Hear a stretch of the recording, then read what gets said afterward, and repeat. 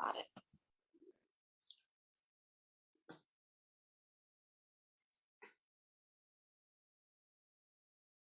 All right.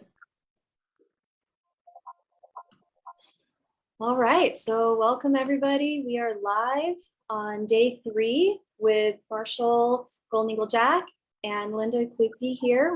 My name is Rosa Harper. We're from the People's Wave of Love. And this is day 3 of the solstice ceremony.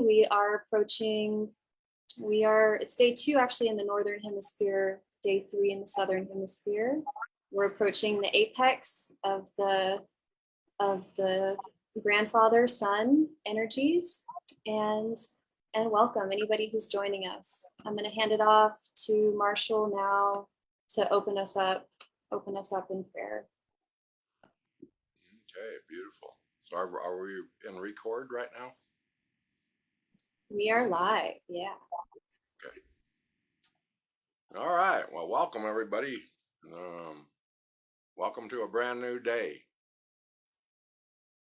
And we have some interesting things that came in through the Holy Realms last night and this morning through Goldie. So that'll be a pretty exciting day as far as energy work.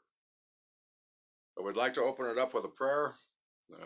Again, thank you for joining us. And we're going to ask all of our ancestors to join us. So we'll open us up. Blessings, grandmothers and grandfathers from the universes, galaxies, great creator, great mystery of all things.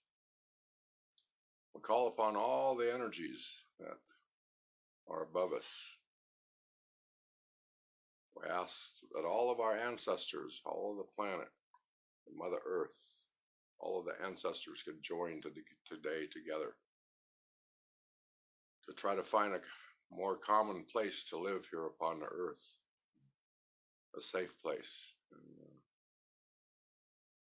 So we call upon all the elements this day, and all of the kingdoms that live here on the Mother Earth. And so we ask a blessing for you right now as you're watching and interacting with the energies. We ask a blessing for you as an individual, for your families, for your home, for your lands, for your people, and for the Mother Earth. No, thank you. No, pardon me. As I sat with the Holy Ones after giving my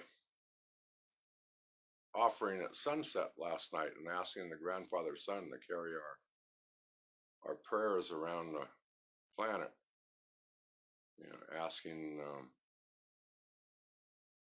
for help with all the perpetrators with our human families.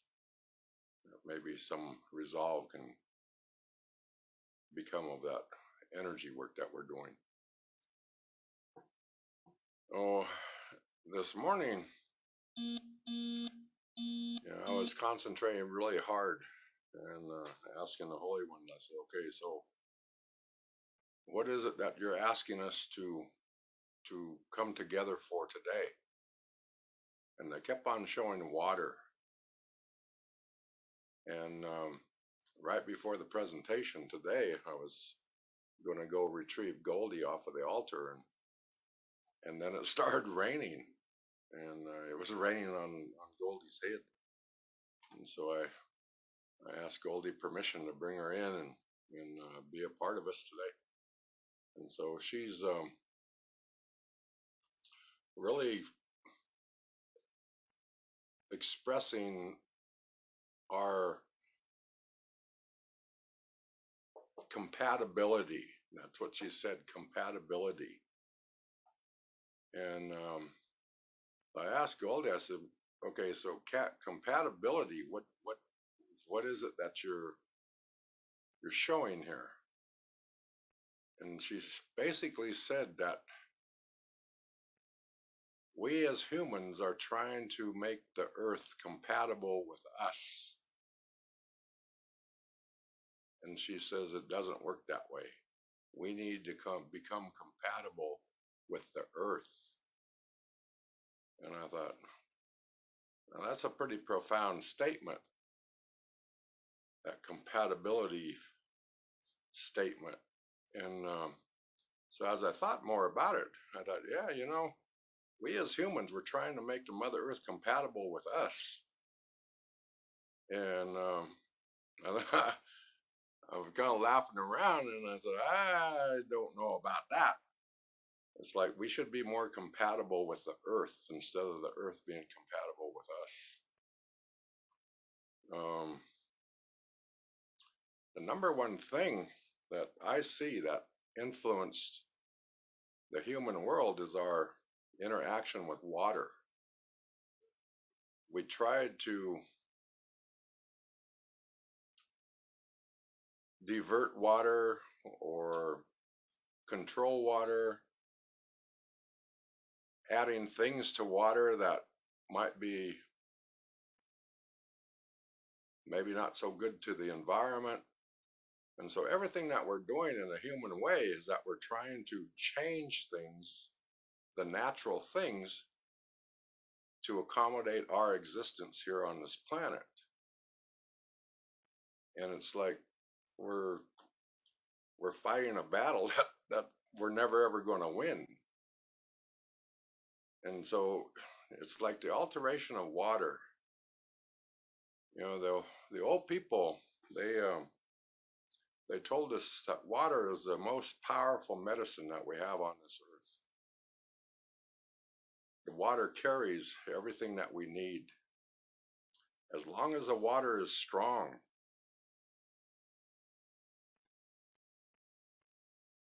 that water will give strength to everything that drinks of it. But if we as humans introduce something into the water to change its molecular structure, basically, is that we're changing the frequency in the water. And when we do that, the water alters itself to whatever we put into the water. And so it starts to weaken the water's energy fields. And when the water's energy fields are weakened, like a rippling effect, everything that drinks of that water becomes equal with the water. So our elders, they always told us, never ever put anything in the water to weaken it. Keep the water strong. When our waters are strong, everything that drinks of it will become strong. Our animals will become strong. Our plants will become strong. We will become strong. But if we weaken the water, then we all get weak along with the water.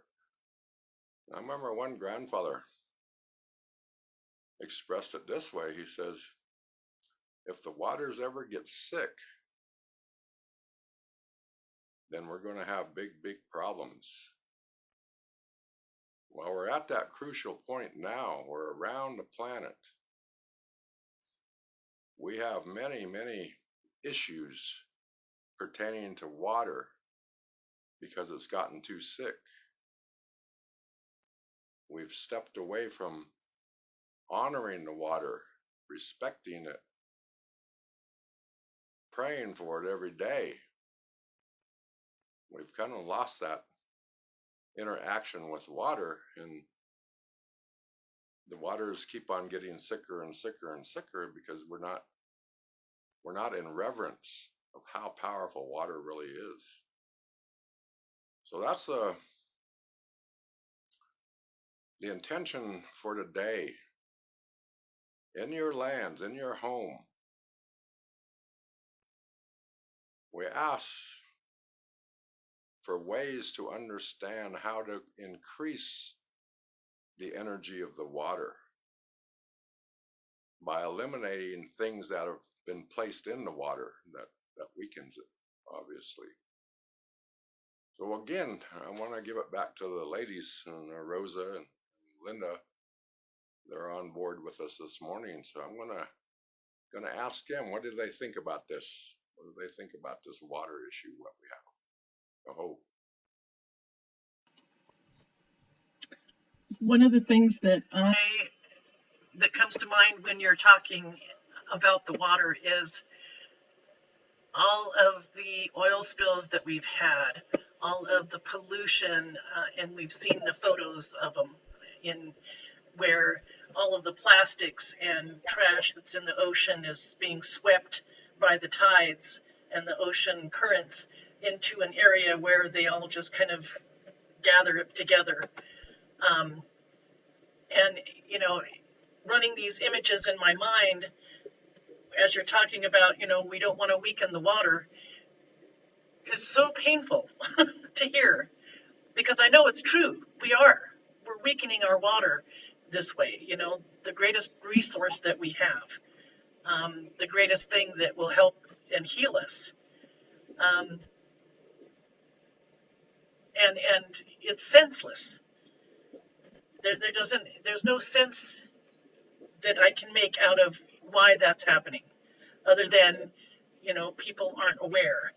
Um, but, being innocent is one thing, being ignorant is another. And I don't think it's an innocence thing. I think it's an ignorance thing. And I think more people need to be aware of what the impact it is that they have on that, on the water, and what they're doing with their lives while they're doing things. I remember going camping one time, and we were going to go to a campsite that didn't have any camp facilities. So there were no porta potties, there were no buildings that had bathrooms and showers in them. This wasn't like a structured campsite. This was like you're out in the woods and there isn't anything else there. We're packing in our water, we're packing in our tents, we're packing in our sleeping bags, we're packing in our food. And all of this is really heavy stuff to carry on your back because we're bringing everything with us. And then after we camped, because it was very, very, rough, outside camping. It wasn't like, staying at a hotel where you have water on tap and whatnot. I really started to appreciate the conveniences that I had when I came back in. And we were very careful to make sure that anything that we brought out there, we took back with us. So there was no trash left. There were no evidences, we kind of, made the area, raked it up, make sure it was nice and clean, from any stuff that was evidence that we had been there. So I think it's important to really recognize what your impact is on the environment. Thank you, Linda. Yeah, and for anybody who's tuning in now, we're discussing the theme of this third day of ceremony, which is our impact on the water. Marshall was sharing with us about the impact that we can have on our waters, and how if our waters get weak, if we put things in the waters that weaken the waters, it will weaken the whole system, including our own bodies that are fed by those waters. And on the, on this, in the same line of thinking, if we do things that strengthen the waters, our local waters and the waters that we're around, it will strengthen us. It will strengthen everything that those waters touch. So I'm reminded of being in India and being around the Ganga and seeing how people, there's also a lot of litter and stuff there, but there's ceremony. People are praying into that water from the headwaters to where it meets the ocean. And you can feel the power of that water. So I was reminded that, my own Ganga, the Rio Grande, where I live, I can go and I can pray to those waters every day. I can offer gifts to those waters, and I can be assured that what I'm doing will strengthen the water. I don't know if Marshall has any thoughts about that. Yeah, again, it comes back to that compatibility thing that Goldie had mentioned. And, it's really, humans, we as humans, I think we become complacent about the natural energies that take care of us. And when we become complacent, we start to misuse it or alter it or take it for granted that it's going to be okay. It's not going to be okay. We as humans, we need to start changing some of the things that we're doing here on this planet to accommodate the future generations. We're using a lot of resources right now on this planet. We have pretty close to 8 billion people. I don't know what the exact number is anymore, but you're looking at 8 billion people on this planet. It takes food, it takes facilities, sanitation facilities, shelter, all those things that we need to sustain a life. But the most important one that I see for us as humans is water. And water is the essence of that life that we need in our body. But if we drink contaminated water in any source that may be, then our body becomes contaminated. It influences the body or the water in our body, and then it starts weakening in us, and then we start not feeling good because the water is tainted. It's not pure. It's not crystalline, pure energy. So I see that we need to, well, I don't know if we need to, and this is just a suggestion, is that we as humans, we have an influence over all living things. That's how we were designed. And the elders, they said that we were given gifts as humans to take care of this planet, to take care of this earth, to steward it. And with our gifts, is if there was anything that we seen or felt that was imbalanced, that we had the skills, we had the influence, we had the authority to correct that, to put it back into balance. And for me, that authority right now, today, we have an authority that we can use to bring that compatibility factor back to the waters. But we have to not only create an energy in our minds and in our hearts to do this, but there's that physical side of us too, that we need to physically go and resolve these issues that we're having with our water. If we don't, and we just let it go, we think about it, that somebody else is going to take care of it. No, nobody's going to take care of it except for us. And so for me, that's a priority. I don't know, I'm not going to be on this earth forever, obviously. But my challenge is to get the people to really understand the importance of water for our future generations, for our future plants, our animals. Everything depends upon water. And so with that being said, it's kind of like, I ask the Holy Ones to come down and to re-educate us or to bless us and to give us more knowledge and more wisdom about how do we resolve these issues that we have with our planetary waters. How can we as humans come together collectively, synchronistically, and saying, okay, we need to change the way we're treating water. We need to make more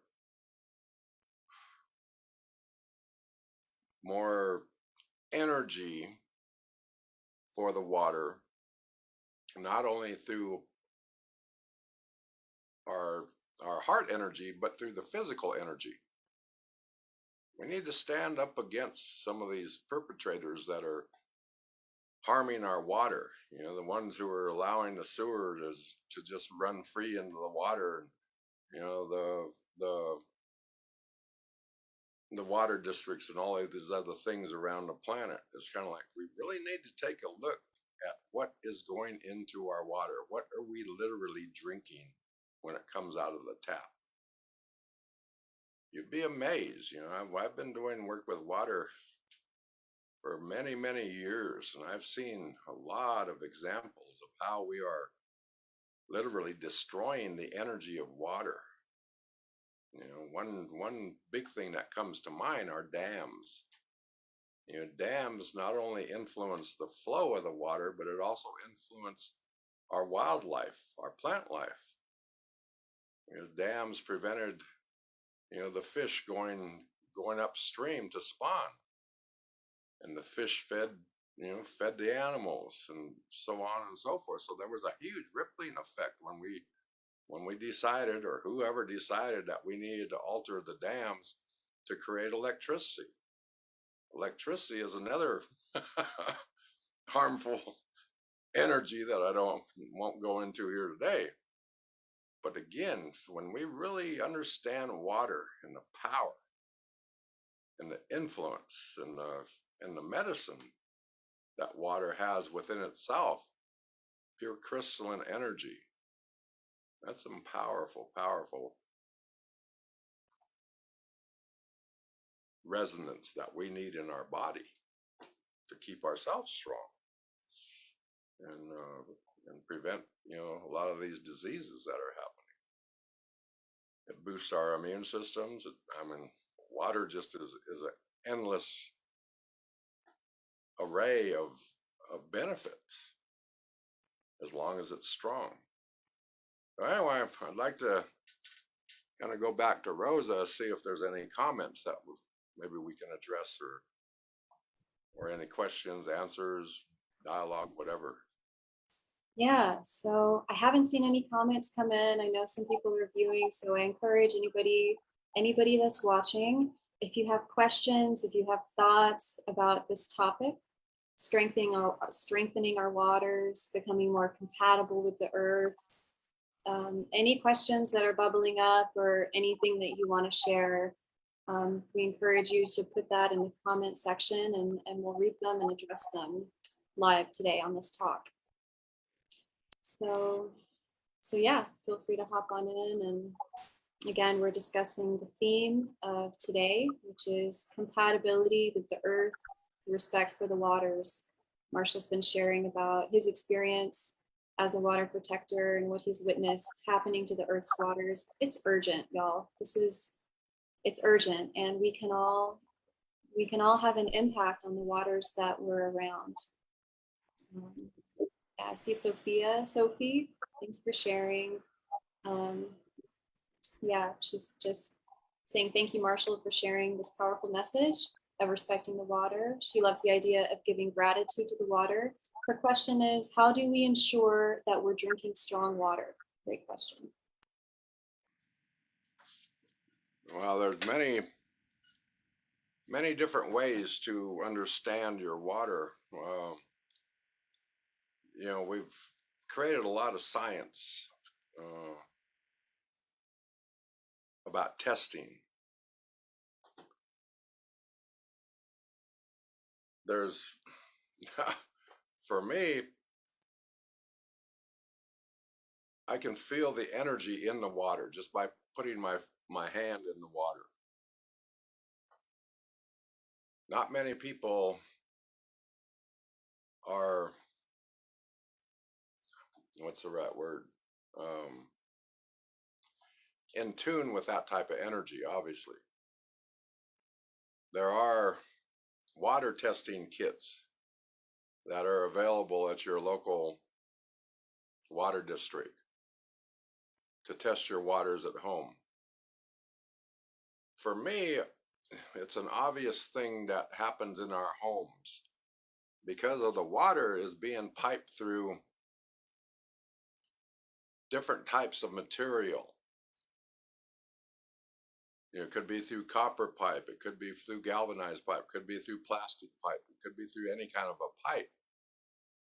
any pipe will alter the energy of that water because it's not natural to water to flow through that type of environment.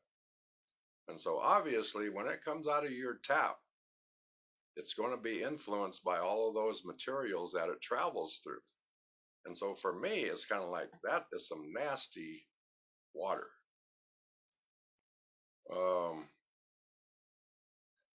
I try to find the best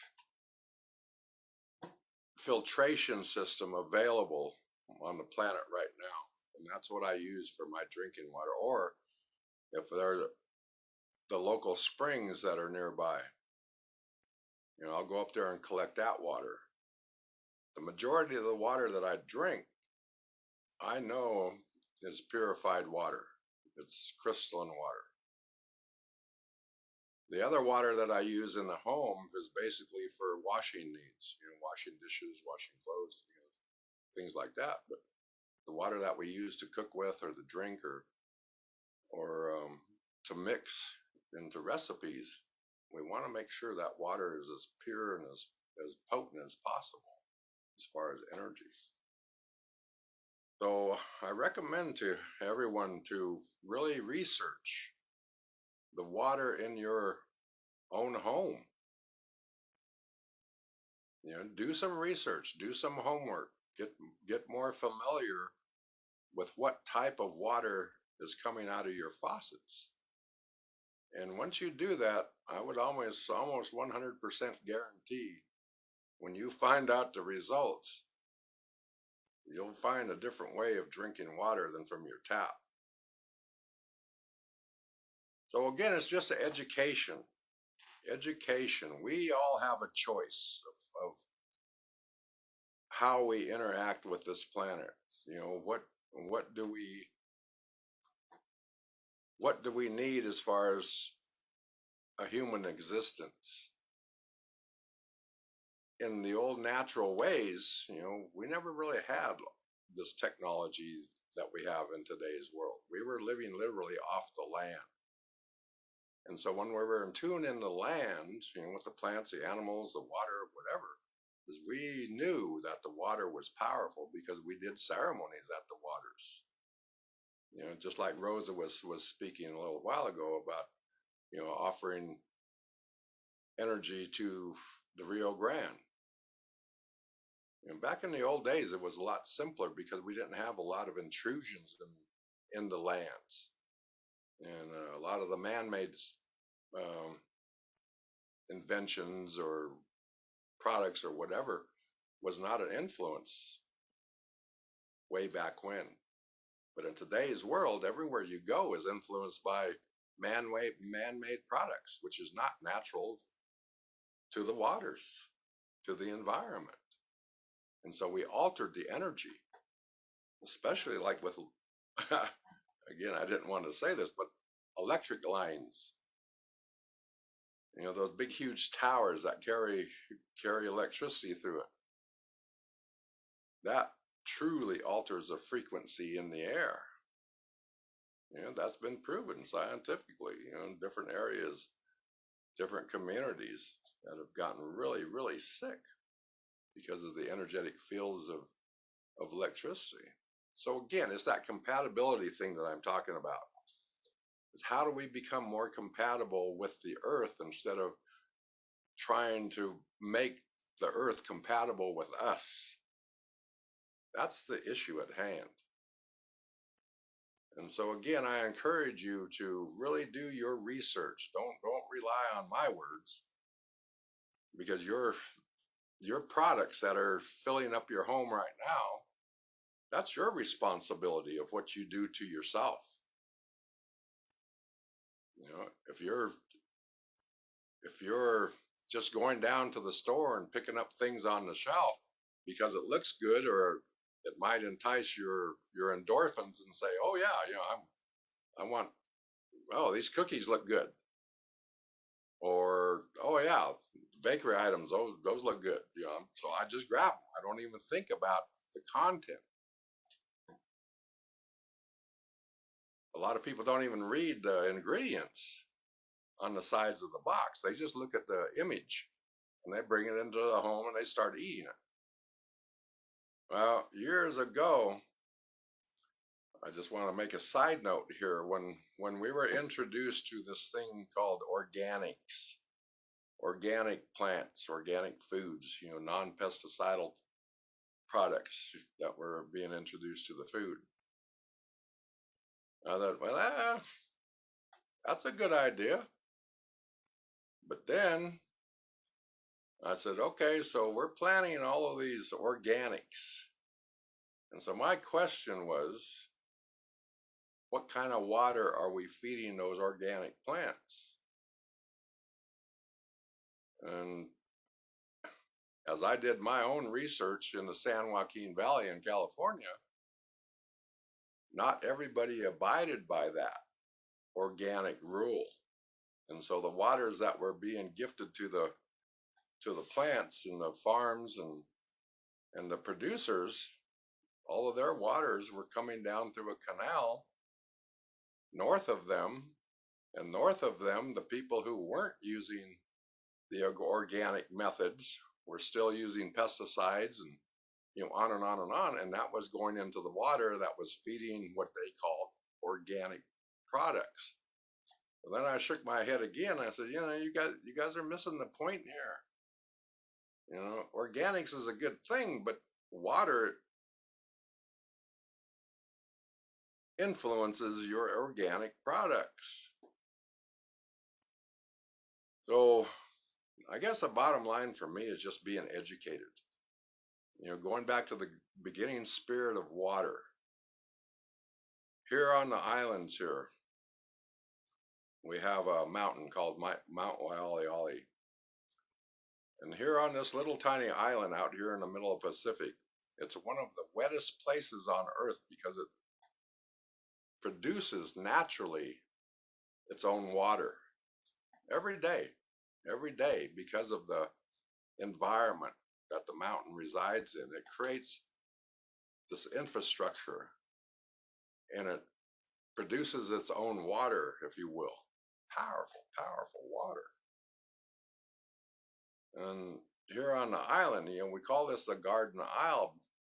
And, a lot of people acknowledge, the beauty of this place. But I acknowledge the water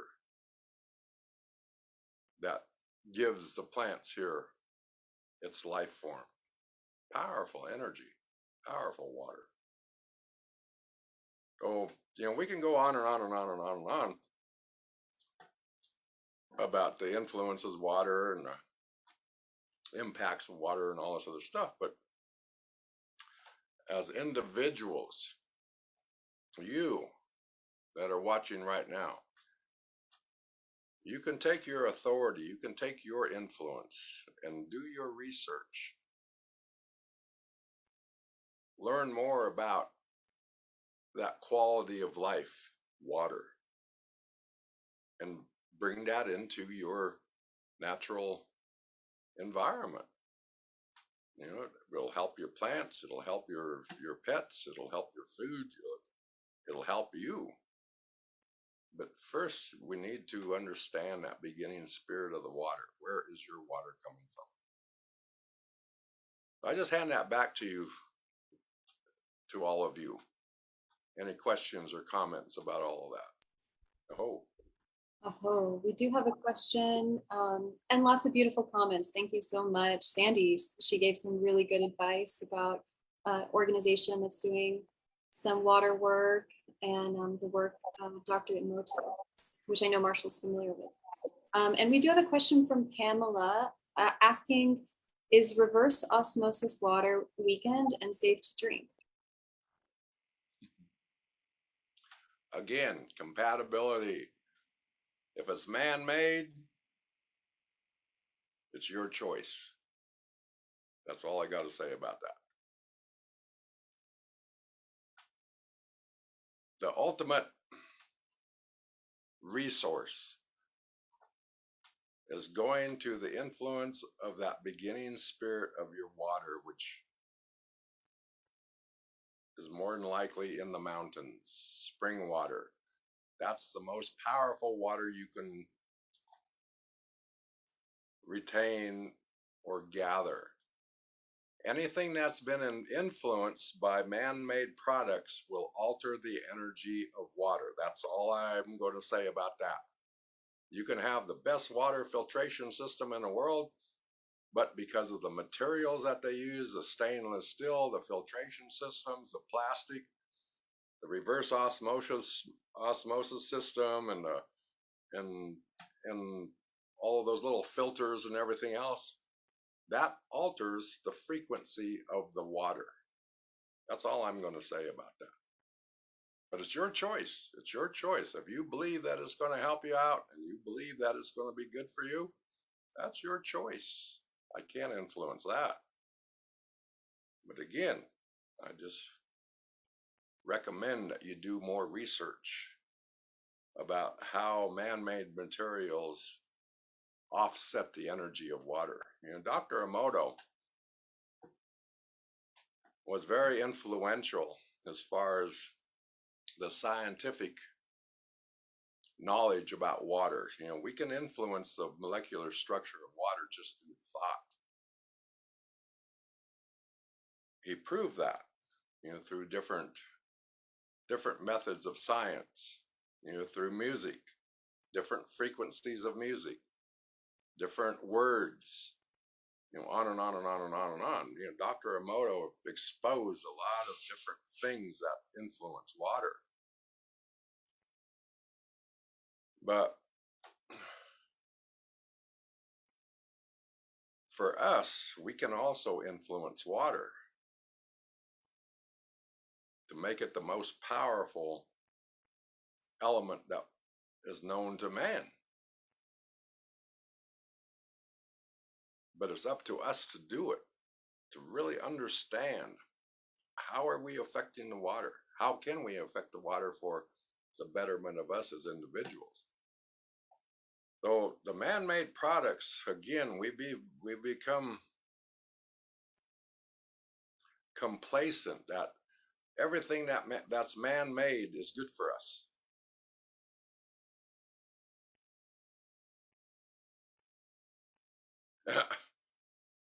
You know, my mind's kind of racing around.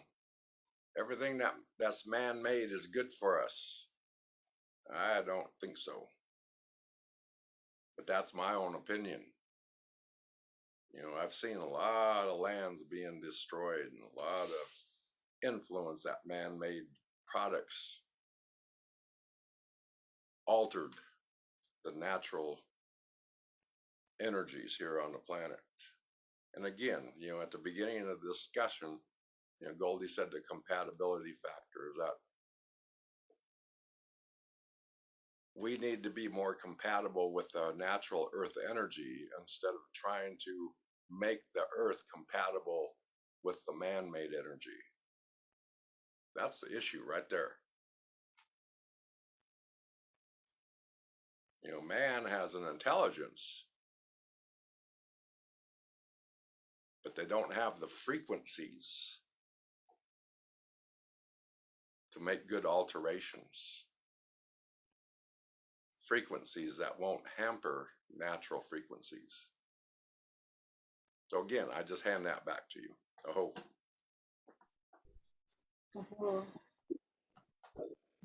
So anybody who's tuning in, we're live with Marshall Jack. We've probably got another 15 minutes here. If you have questions for him, we're discussing the theme of the day, which is compatibility with the earth, compatibility with our water, truly going organic in the true sense of it.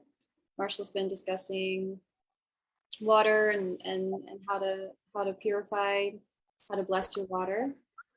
So any questions you have? I'd also love to hear from people where you are, what waters are around you. I'm here in the Rio Grande Valley in New Mexico. Those are my local waters. So if you want to let us know where you're calling from, what your local waters are, you can do that. Linda, do you have any questions for Marshall or anything you want to touch on? The only thing that I want to say right now is how important it is to connect with the water in your area. Um, I live in the San Diego area, and we actually have a river called the San Diego River. Who'd have thunk? Um, and it runs all the way through from East County, from the mountains to the ocean, right through where Mission Valley goes. And it used to be much bigger, before they put in dams, um, into the point where it actually, at one time, flooded back in the 1900s. And it flooded to the point where they were able to bring a steamship up through Mission Valley. It was that big, and that, of course, that's how the valley was formed, is by the water flowing from the mountains to the ocean. So now that it's been constricted and construed into this, much smaller waterway, um, you can still see it whenever you're traveling from point A to point B in San Diego. The amount of wildlife and nature and focus that's put on that waterway is really amazing. And it's an obvious kind of a thing if you pay attention to it. So I think just being aware of what your local waters are, what they're doing, where they're coming from, where they're going. There are places here on the beaches where you can actually walk up and walk into the water flowing to the ocean. And it's a beautiful thing to see, that here's the water coming through, and here's the fishes that live in the half salt, half fresh water. Here are the birds that make their nests in the reeds. Here are the storks that are flying and eating all of the frogs and the bugs and the things that live in these lagoons and in these waterways. Um, it's a renewable resource, and in a natural way. It's nature's renewable resource. So, um, we don't want to break that cycle. We want to be able to assist that. And even just the little bits and pieces of what it is that we can put in our intention in our water is going to make that difference. Thank you, Linda. We do have one question from Sophie, and she says it's maybe a little off topic, but she wants to know more about Goldie, and I'm curious if Goldie wants to chime in on this topic.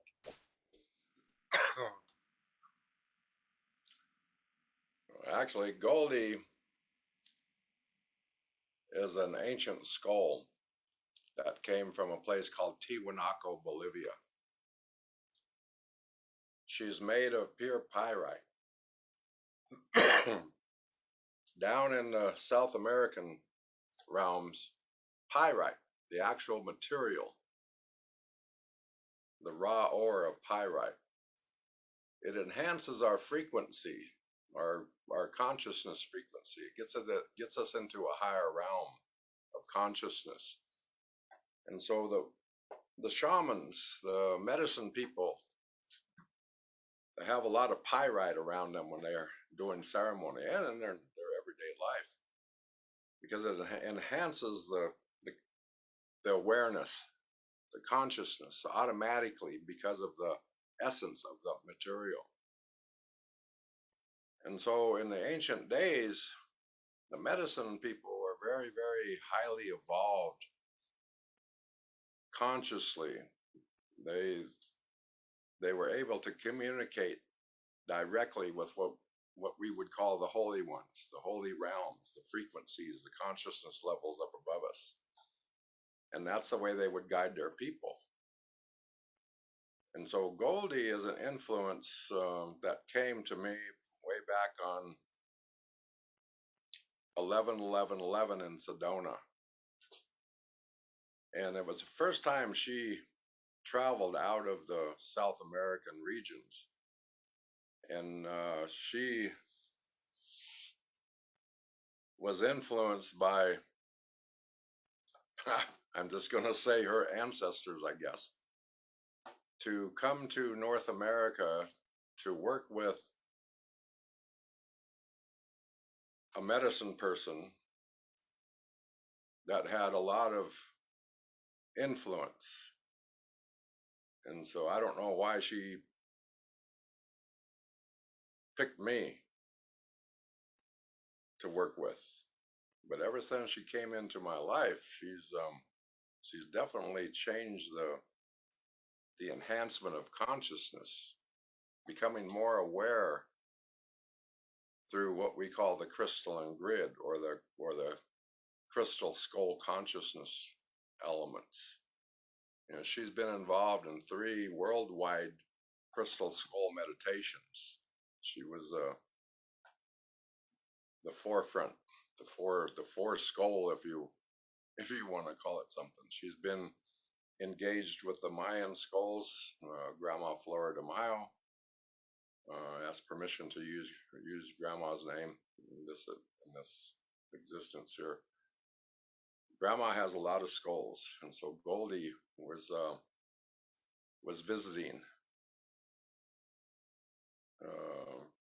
there with Grandma, and so Grandma asked to put Goldie in the center of all of her skulls, including a Mayan skull, original Mayan skull that she has. And so a lot of energy came through that realm. And so Goldie is a link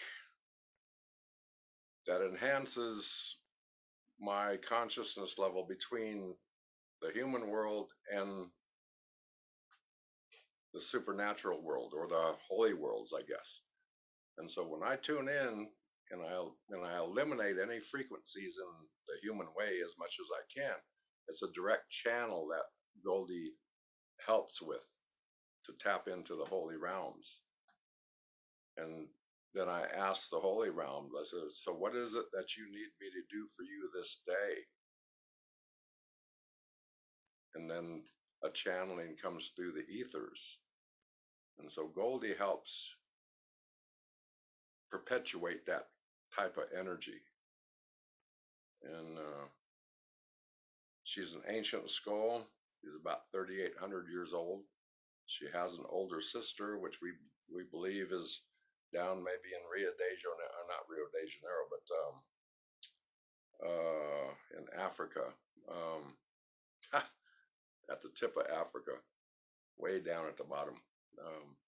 We believe her older sister is there, and then we believe her younger sister is somewhere up in the Russian region, along with who knows how many hundreds of thousands of other skulls that are working around the planet. So anyway, just a really short description of Goldie. I hope that answers the question. It does, thank you. I'm wondering if Goldie wants to chime in on the topic of the day, if she has anything to share about this topic. Again, Goldie, she's saying that compatibility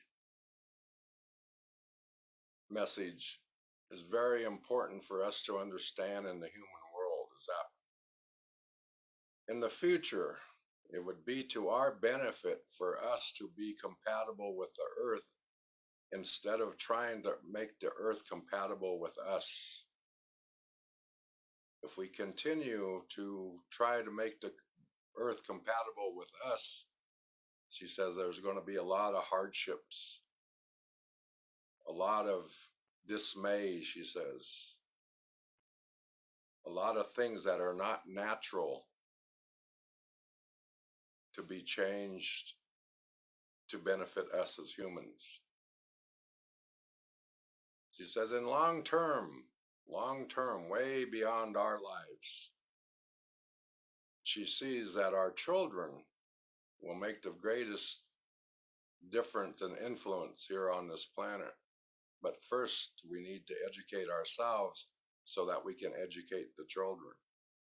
The unborn that's coming behind us, they're coming into an environment with no knowledge, she says.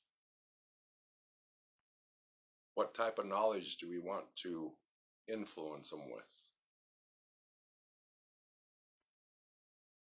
She says wisdom. Wisdom comes with experiences.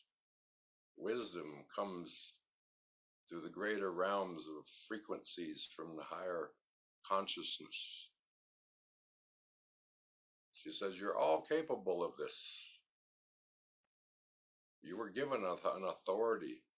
You were given an essence to directly communicate with the higher consciousnesses.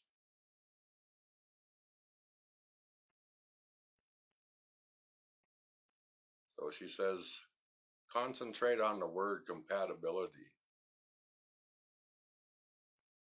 Try to be compatible with the earth instead of trying to make the earth compatible with you. Oh, she says. Oh, thank you, Goldie.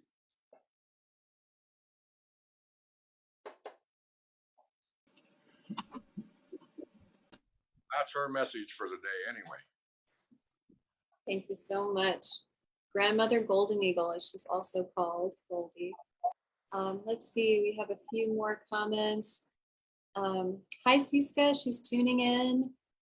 Says it helps to be aware of all aspects of the waters around us, indeed. And Sandy is coming in from Houston. Major water source there is Lake Livingston. And the river feeding that lake is the Trinity River. So we'll hold that place, those waters in our hearts, and send them love from here. And she says that you inspired her, Marshall, to do research on her local waters and what affects it. Great, awesome. Thank you so much for sharing that, Sandy. We're about at the top of the hour, so anybody wants to put in the comments the waters that you are around, we'll hold them in our hearts and send them love. I believe you can affect the waters from a distance. Am I right, Marshall? Yes, you can tune in anywhere around the planet, wherever the water, wherever anything is, the plants, the animals, the elements. We can shift energies around through consciousness awareness. And so when we focus in on acknowledging that there are things that needs to be changed in the way we treat water. The most important thing that I see is removing obstacles that are damaging our water, that are lowering the frequencies in our water. And just by asking the holy ones, I'm asking, for myself here on our little island, is that if there's anything that's harming our water, I ask that it could be removed. I call in all the ancestors of all the people who are harming our water to stand before creation and let creation talk to them. And so energetically, I can do that to help the waters. It's not going to happen overnight, but we have seen miraculous changes over the years by just concentrating on that type of energy. I can go into a lot of story about how we influence water in different areas on the planet. So again, it's understanding that we have an influence. We have that authority. When we concentrate solely on removing an obstacle or obstacles here on this planet for the betterment of our unborn, then we know we are doing good work, that we know that we are influencing some aspect to create this world a better place. I hope. Thank you so much, Marshall. It's about time to close up. I'm just gonna spotlight us here. This is me, Rosa, Linda, and Marshall. We're here from the People's Wave of Love. We're honoring day 3 of the ceremony and the theme of compatibility with our waters and the earth. Before we close, is there anything you want to share, Linda? Any closing thoughts from you? Nothing else other than I really love your earrings, Rosa. Thank you. Marshall, do you want to close this up with a prayer? Sure. I'm gonna hold Goldie up here too. And, while I'm asking or sharing this prayer, Goldie says she'll help you. She'll help you get into that higher consciousness. She'll come. She says, I may come visit you, and don't be afraid. And Goldie, she kind of laughs. All right, Goldie, thank you. Thank you.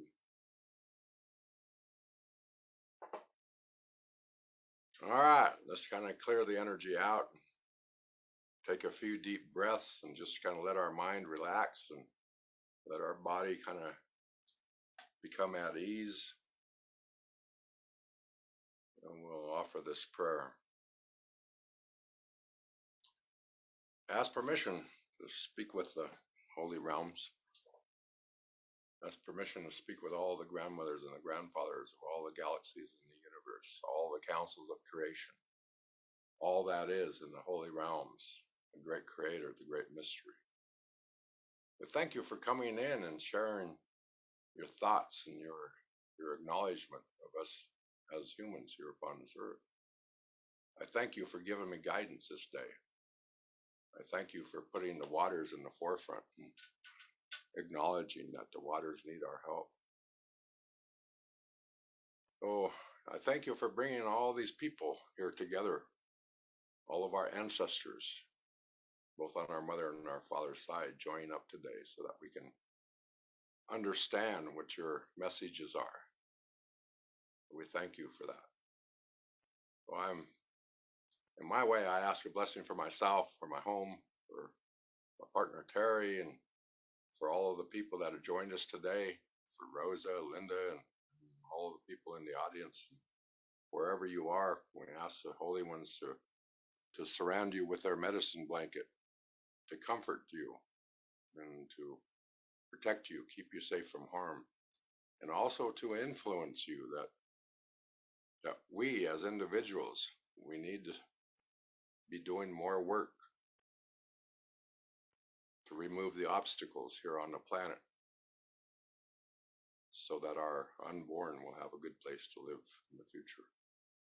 So again, I give my blessings to all the holy ones.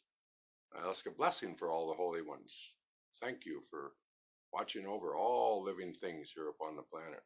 I'll offer my blessings to you and all the realms. I offer a blessing to the Creator, the Sacred Mother Earth. Aho.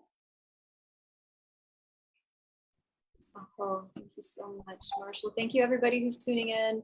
This will be available on our page to watch later.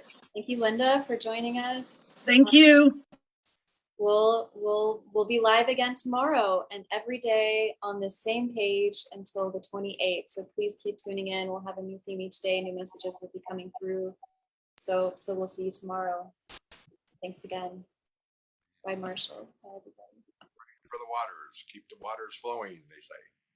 Aho. Pray for the waters. Keep the waters flowing. So if you can, see you tomorrow. If you can, visit your local waters today. Give them some love. You have power and authority to make a good impact on this planet as we become more compatible with the earth. Thank you so much. Aloha.